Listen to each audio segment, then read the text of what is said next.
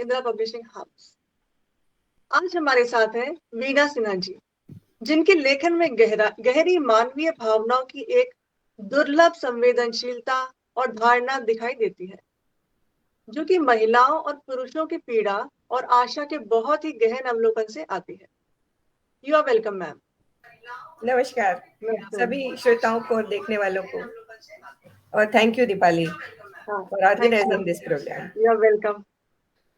आज हम वीणा सिन्हा जी की book unless a perfect rhythm sets in के बारे में डिस्कशन करेंगे। ये बुक लिखी मैम ने।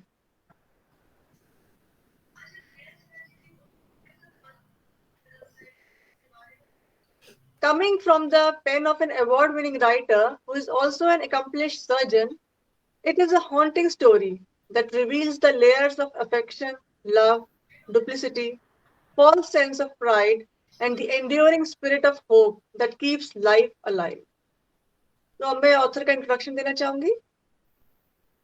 वर्तमान में वीणा सिन्हा जी संचालनालय स्वास्थ्य सेवा में अपर संचालक के पद पर कार्यरत है।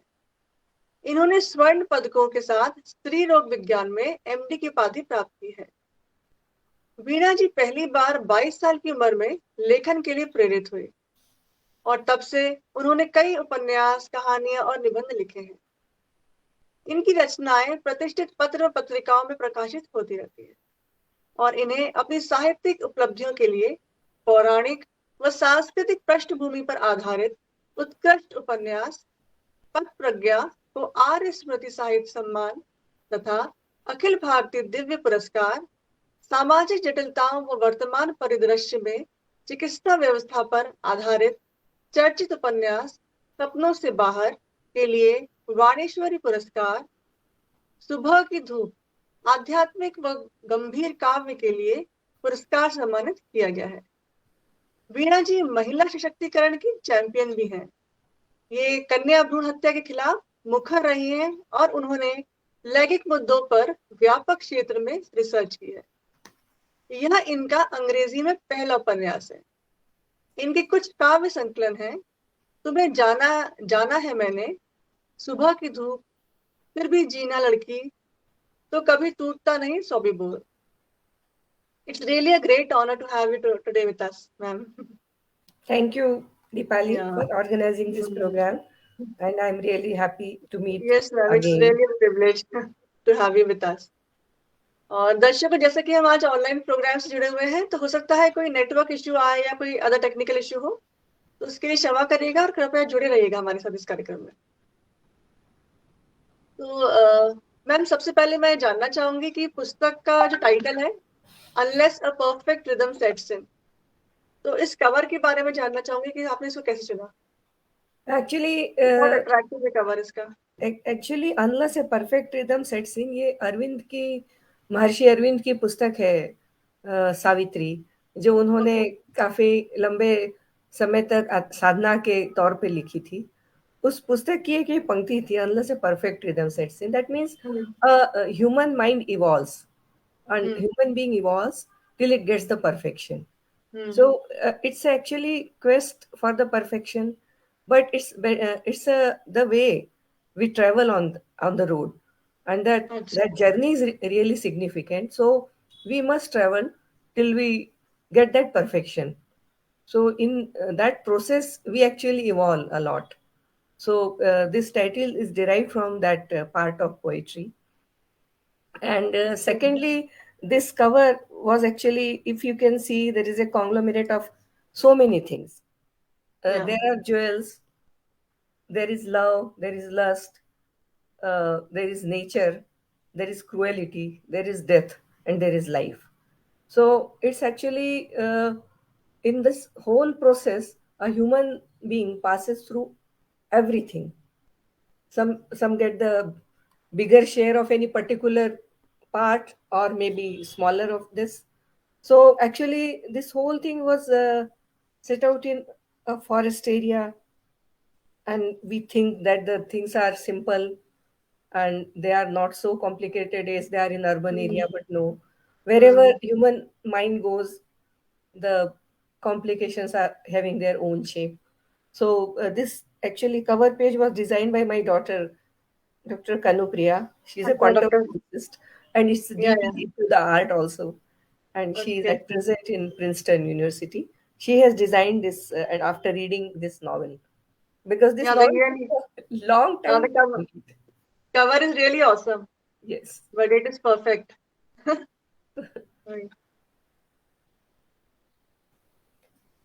So, मैं जानना चाहूंगी कि लेखन में आपको कैसे इंटरेस्ट आया, मतलब आप इस पुस्तक को लिखने के लिए कैसे प्रेरित हुई हो? हाँ, लिखती मैं पहले से थी। बेसिकली मैं कविताएं लिखती थी, तो कविताएं लिखना एक तरह से चीज़ों को कंप्रेस करना होता है because you have lot hmm. Of emotions and you express them in few words. So that was a natural process for me. Because I was in medical profession, I mostly remained in villages and small places of Madhya Pradesh. They were actually in the forest areas, so I saw the difficulties of life. So mostly I was just absorbing them and writing and reflecting them in the poems.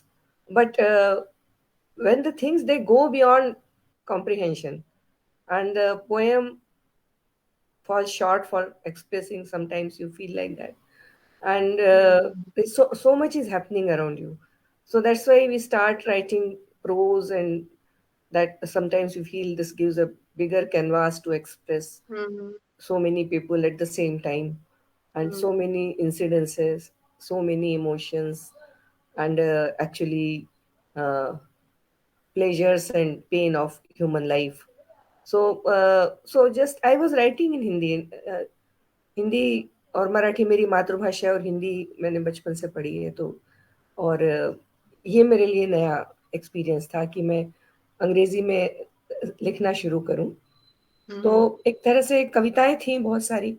तो इस किताब को भी आप पढ़ेंगे तो इसमें कई जगह आपको कविता की झलक ही मिलेगी, जैसे छोटे छोटे सेंटेंसेस लिखना या मेमोरी लेन्स में जाना, तो ये बार बार आपको कविता की तरफ खींचता है. तो हम्म। बेसिकली ये एक एनलार्ज्ड या ऐसी पुस्तक है जो उपन्यास है पर एक अपने आप में कविता भी है.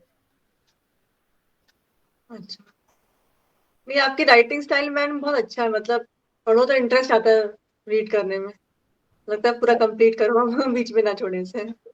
बिल्कुल, अगर इसको हाँ। जैसे हम देखना चाहें तो इसमें कुछ पार्ट, अगर जैसे इथरल फेज ऑफ लाइफ है. Hmm. This was the ethereal phase of life when Chandrakirti and her friends ventured across dangerous grounds of delicate age. Pleasure and laughter were banned as if sinful. There was a struggle to emerge from this puzzling sinfulness and a desire to be freed from internal and external chains. They wrestled with the monotony and tried to change the shape of destiny.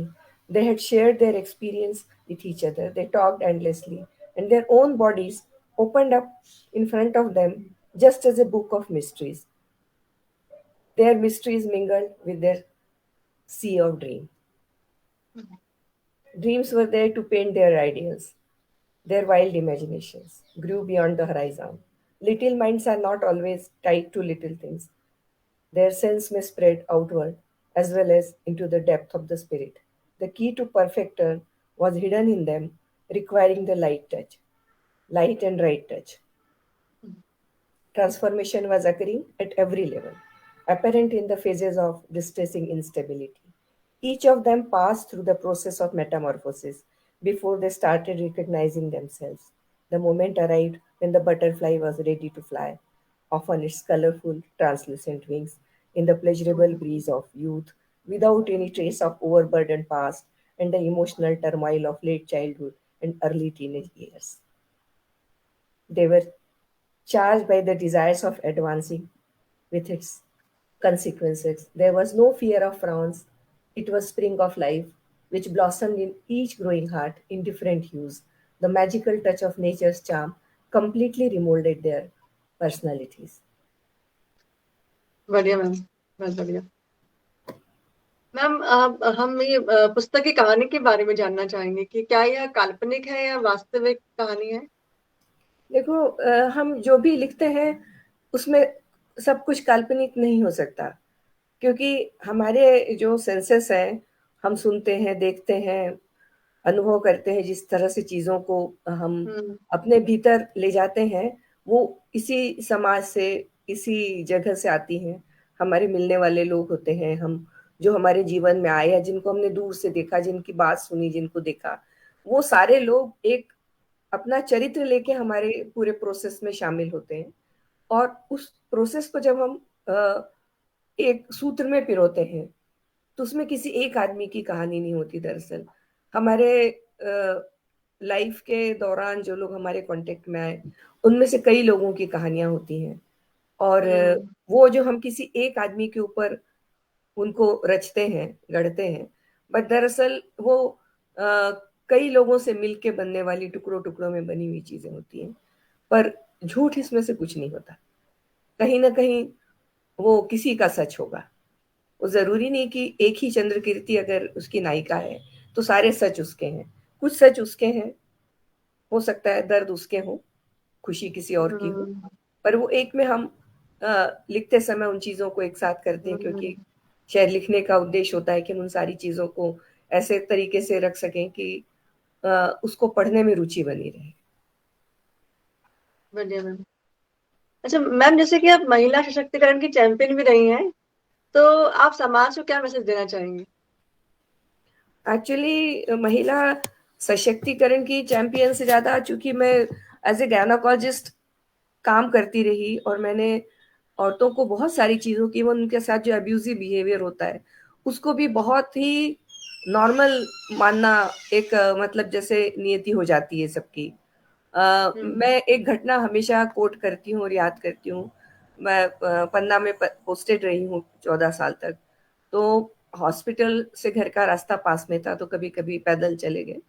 तो जाते समय रास्ते में मेरे आगे दो लोग जा रहे थे, उसमें एक के गोद में बच्चा था छोटा, 1 1.5 साल का।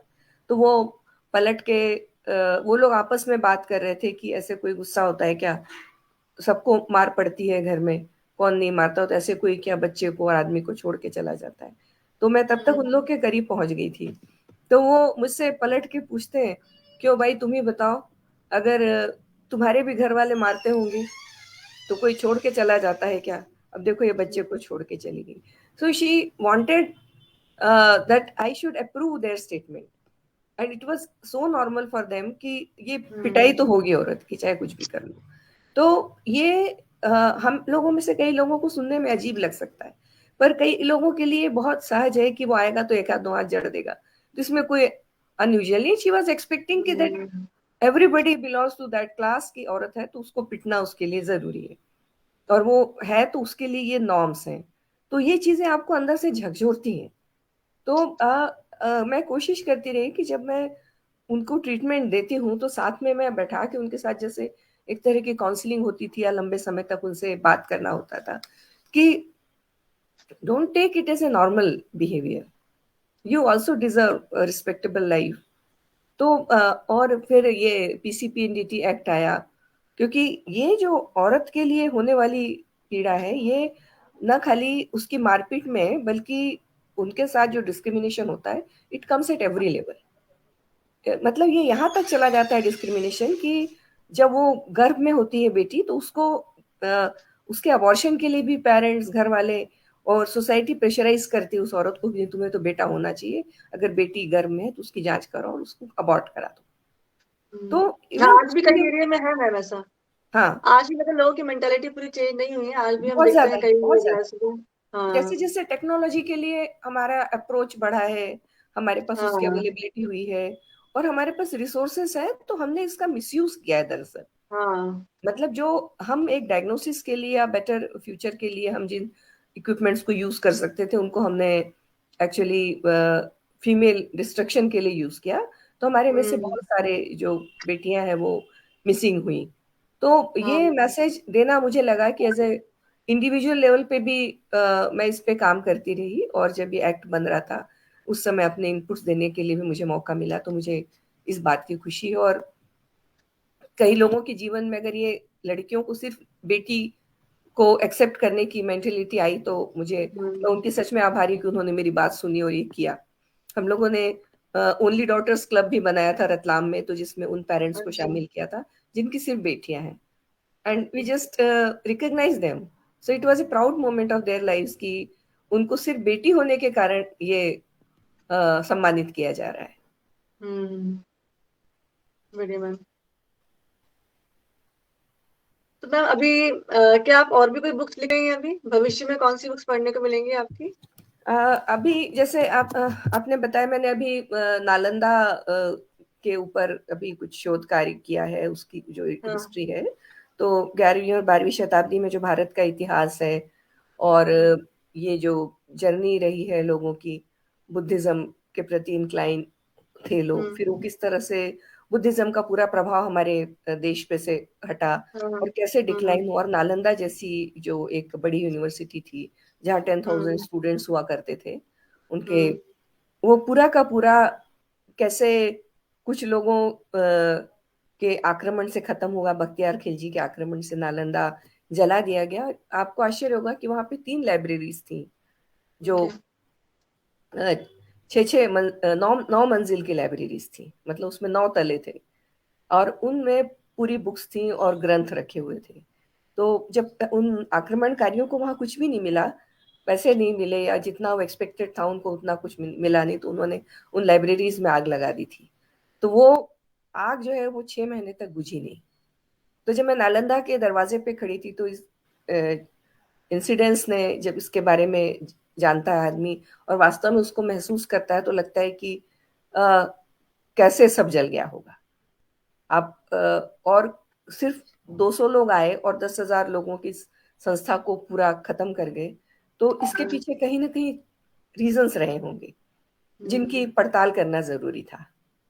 तो उस कारण फिर मैंने वहाँ लोकल जांच पड़ताल और इतिहास की किताबें, जो अंग्रेजों ने हम्म. इतिहास लिखे, जो ईरान का इतिहास था या अफगानिस्तान का इतिहास था, कि अच्छा. जो हमारे यहाँ आक्रमणकारी आते थे अफगानिस्तान से या ईरान हम्म. के रास्ते से, इराक से, उधर से आते थे, तो वो कितनी कठिनाई झेल के आते थे. और जो बुद्धिज्म के अध्याय पढ़ने आते थे, वो भी चीन से, और फायान और वेनसोंग जैसे यात्री जो यहाँ आए, हम्म. उन्होंने कितनी तकलीफें उठाई. वहां से जिंदा आना मुश्किल था, पर फिर भी ज्ञान की तलाश में आए. तो हम्म. जो जो चाहता है वो उसकी तलाश में यहाँ तक आता है.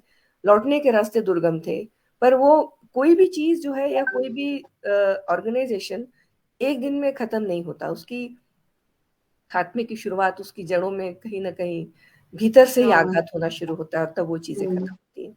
तो वो हम्म. उपन्यास मैंने लिख के रखा हुआ है, अगर कोविड के कारण कुछ डिले हो गया उसमें, तो मुझे लगता अच्छा. है वो जल्दी ही सामने आएगा.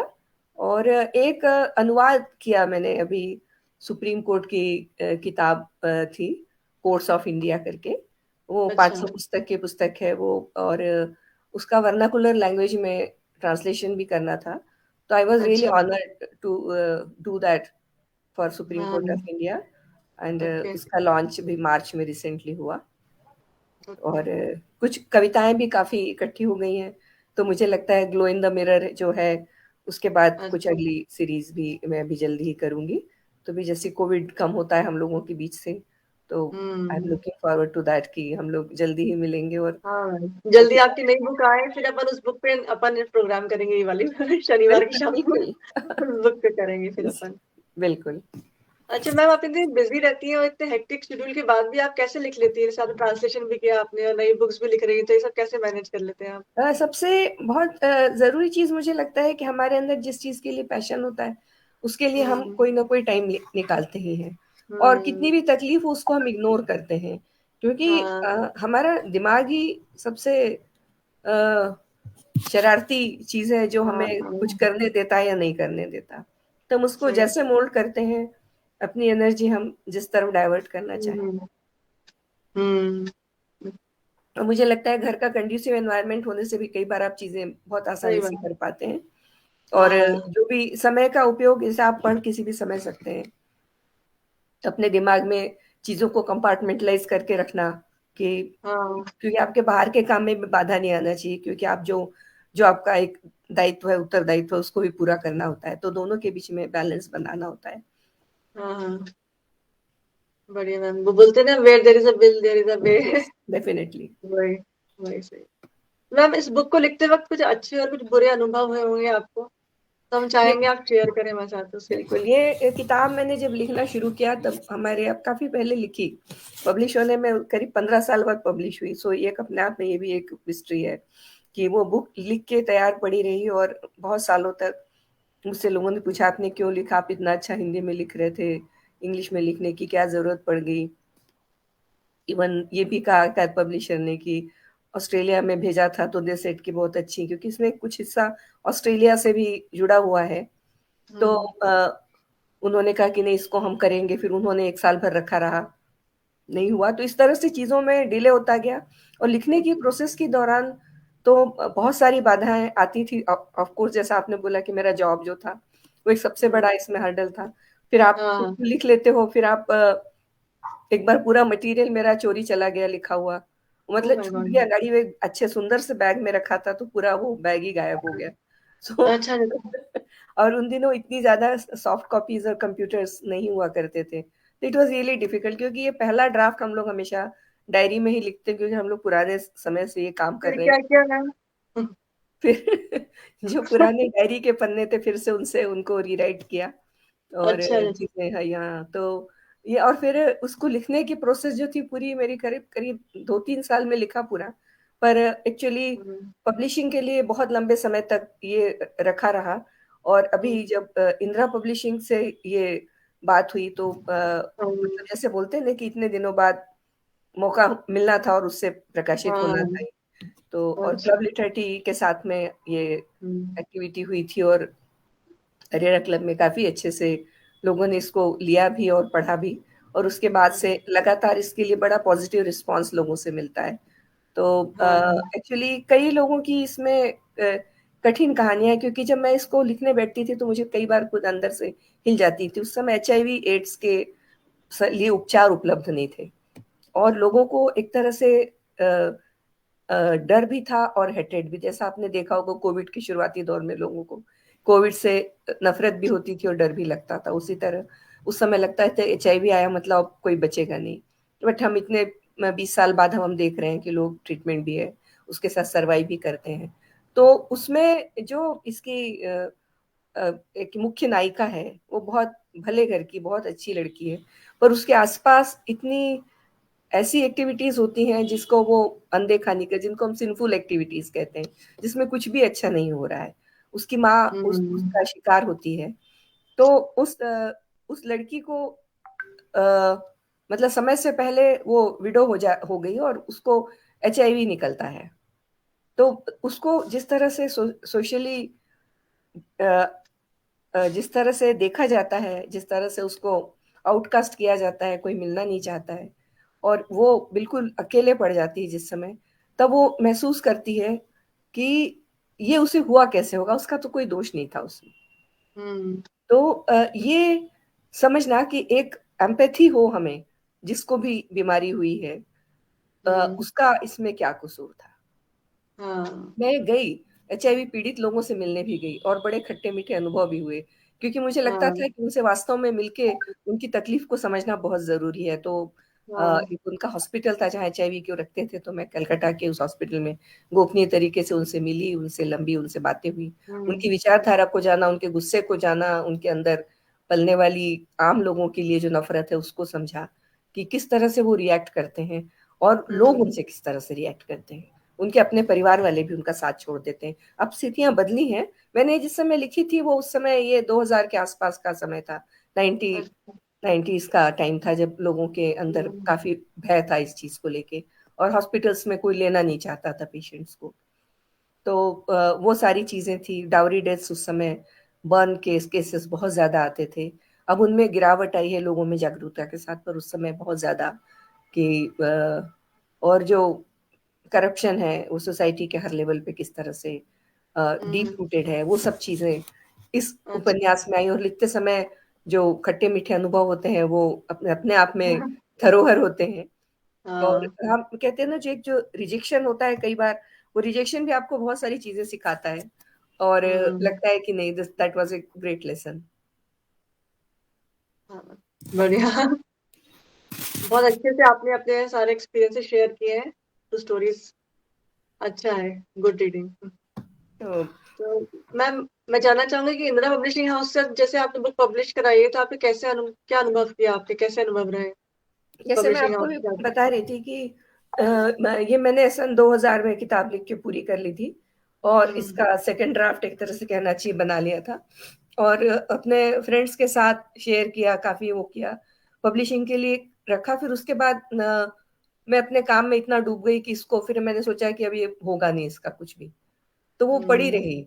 आप सोचो, इट वाज अनबिलीवेबल कि 2014-15 तक इसका कुछ भी नहीं हुआ। हम्म। तो अचानक एक बार उस दिन बात हुई इंदिरा पब्लिशिंग में, दे सॉ द बुक और बोले कि अच्छा है। तो ये बहुत ही पॉजिटिव और वेलकमिंग एटीट्यूड था।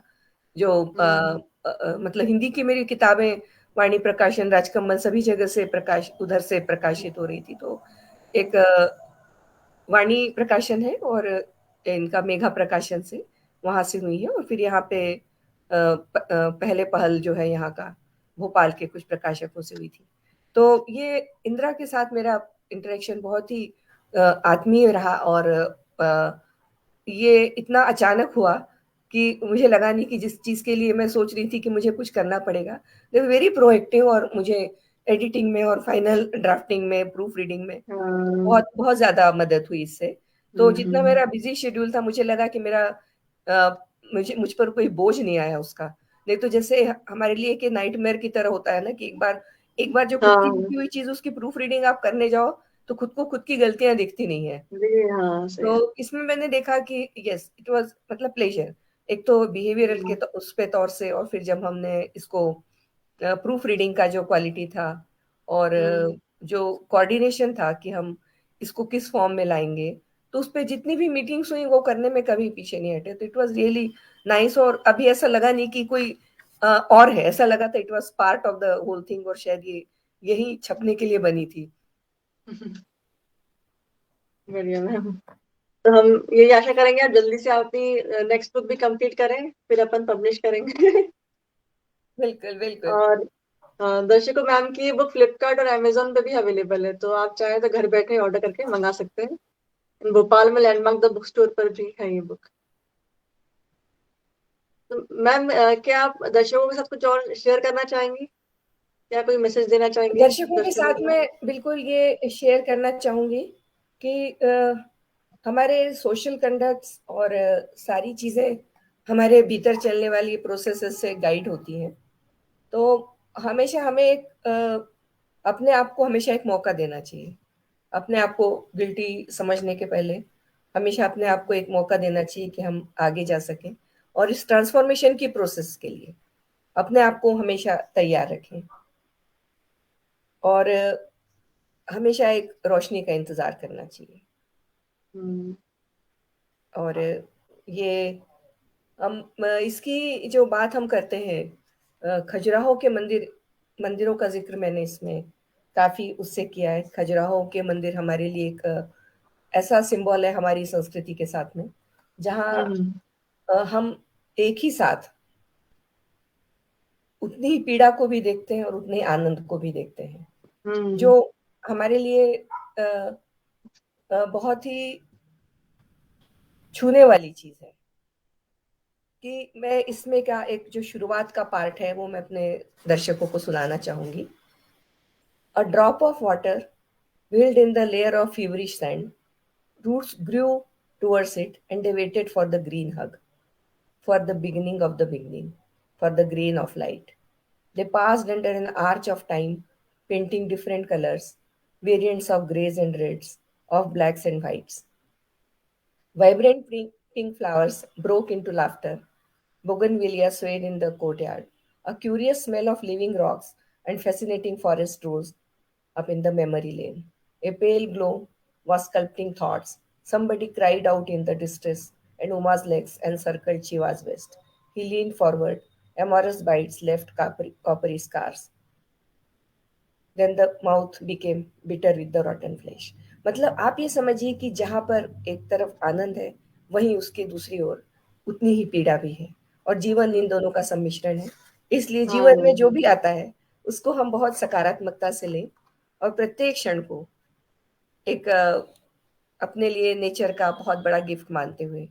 हाँ हाँ और हाँ, सही है, पॉजिटिविटी होना चाहिए लाइफ में। जी, ये तो है। पॉजिटिविटी हमेशा रहती है। हाँ मैम, बहुत अच्छा लगा आपसे बात करके। मुझे भी। हाँ हाँ। तो अब मैं आपका और दर्शकों का बहुत बहुत धन्यवाद करना चाहूंगी कि जी, आप लोग इस कार्यक्रम में हमारे साथ जुड़े ऑनलाइन और इस कार्यक्रम को सफल बनाया। तो नेक्स्ट सैटरडे फिर मिलते हैं अपन नए ऑथर के साथ, एक और एक नई पुस्तक के साथ। जब तक के लिए टेक केयर, है ना, तो ध्यान थैंक रखें। यू। नमस्ते। थैंक यू दीपाली, और सभी दर्शकों को मेरा नमस्कार। हाँ, thank you so much ma'am. नमस्ते।